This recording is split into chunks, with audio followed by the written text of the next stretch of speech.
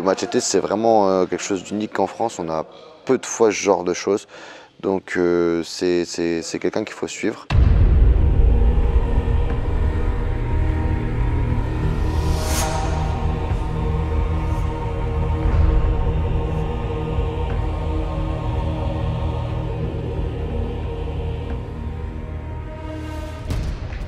Qu'est-ce que tu fais de beau, Machete? Je suis en train de faire un montage rigolo, pour moi.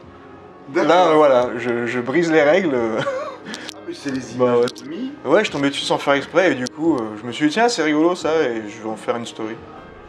Ok, cool. Donc ça, c'est la salle de Rumi, en dojo. Dojo de Rumi. C'est comme à la salle de Lyon. Oui. T'as commencé le catch quand, comment, où? J'ai attaqué le catch en mi-octobre 2016 au sein de l'école de catch Aya à Lyon précisément. D'accord. Et ça t'a apporté quoi concrètement?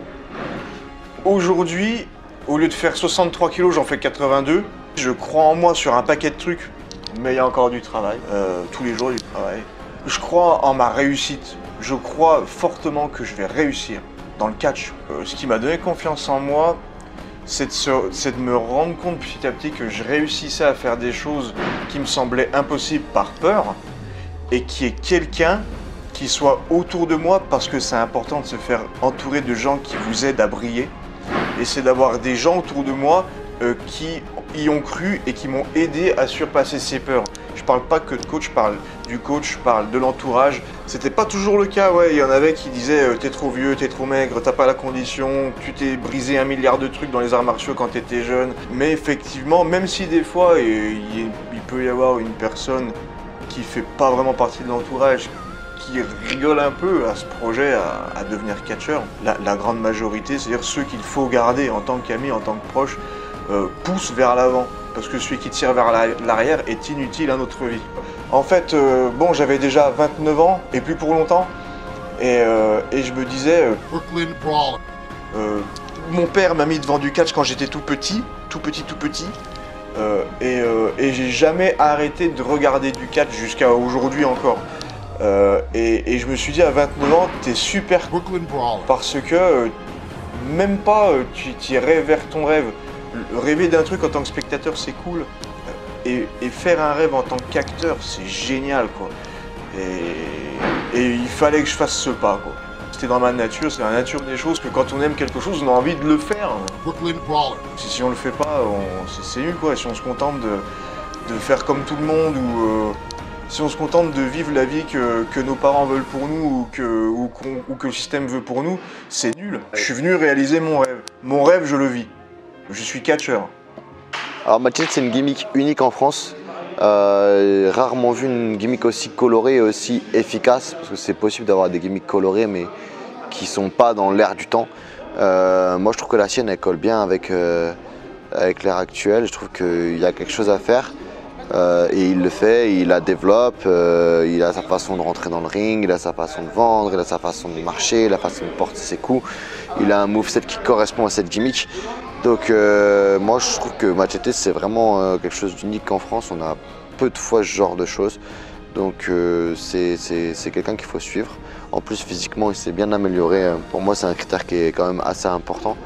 Donc ça se voit là, je l'ai vu 2-3 fois torse nu parce que il est un peu nudiste le mec. Il y a moyen de faire quelque chose de Machete et je vous souhaite vraiment de continuer sur cette voie et de pouvoir réussir à percer un petit peu partout en France parce que ça fait du bien de voir un produit Aya, ECA sortir du lot.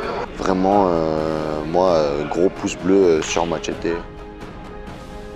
Il faut qu'il arrive déjà à sortir bien en France pour que les gens de l'étranger puissent le voir. Après, il a la chance d'être proche de la Suisse, peut-être proche de l'Allemagne. L'Angleterre, ça risque d'être un peu dur parce que ils ont déjà des gimmicks colorés comme ça. Mais en Allemagne, ils n'ont pas, en Suisse, ils n'ont pas, en Italie, ils n'ont pas. Donc pourquoi pas pour lui essayer de contacter ce genre de promotion. Fin 2020, début 2021, parce que c'est pas facile de réussir à aller à l'étranger comme ça. Je le sais, j'essaie de faire venir moi des mecs qui sont à côté de chez moi, donc il n'y a pas de transport à payer et tout. Et les promoteurs sont déjà un peu froids, donc... Et ça m'a aidé dans la réalisation de mon rêve, qui maintenant se fait, quoi, se vit. Le rêve se vit grâce à l'enseignement de l'école. Bon, Parce que l'enseignement, ça n'a pas été que juste faire des prises de catch sur un ring. Ça a été faire ça, ça a été le cardio, ça a été la musculature, ça a été croire en soi, ça a été construire un personnage, ça a été travailler devant des gens, travailler devant une caméra, ça a été m'aider à comment parler à un promoteur, m'aider à comment parler à d'autres catcheurs, m'aider à faire des vidéos, m'aider à tout un tas de choses qui... Être catcheur, c'est pas être un mec sur un ring, c'est un milliard de trucs où j'ai été coaché du début à la fin par l'école de catch Aya. Ouais, quand j'ai attaqué, j'étais élève lambda, voilà, donc j'étais dans la vente, vendeur de chaussures de randonnée, dans une très bonne entreprise, une très bonne situation, tout ce qu'il faut. Et j'ai attaqué auprès de l'école où, n'ayons pas peur des mots, il n'y avait pas du tout ce qu'il fallait en beaucoup de choses, hein, physiquement, sur la souplesse aussi, enfin sur tout un tas de trucs qu'il a fallu mettre au niveau au fil des semaines, au fil des mois, au fil des années, quoi. Là, je suis dans le gymnase Monnery à Rumilly en train de travailler sur des vidéos et pendant que les élèves sont en train de suivre un stage auprès de Tristan Archer. J'étais élève lambda, maintenant je suis catcheur et je fais du montage pour l'école de catch, pour la promotion de catch. Il y a certains domaines où effectivement je suis passé de l'autre côté de la barrière. Tout ça c'est en écoutant ce qu'on me dit de faire et en le faisant et en croyant en moi. Parce que les premiers mois que j'ai fait en tant qu'élève, j'y étais allé sans trop savoir ce que ça allait donner, mais j'y croyais pas plus que ça.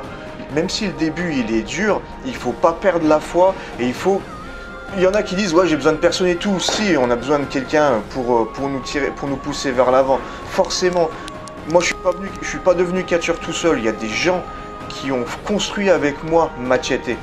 Je l'ai pas fait tout seul. Pour moi, il n'y a pas grand chose qu'on peut vraiment réussir de soi-même tout seul.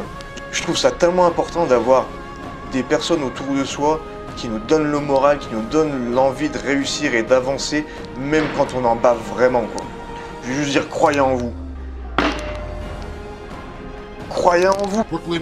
Vous allez y arriver.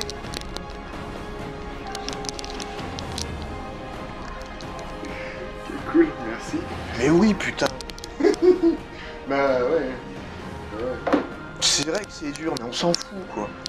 Quand on a 60 ans après, c'est trop tard. Grave.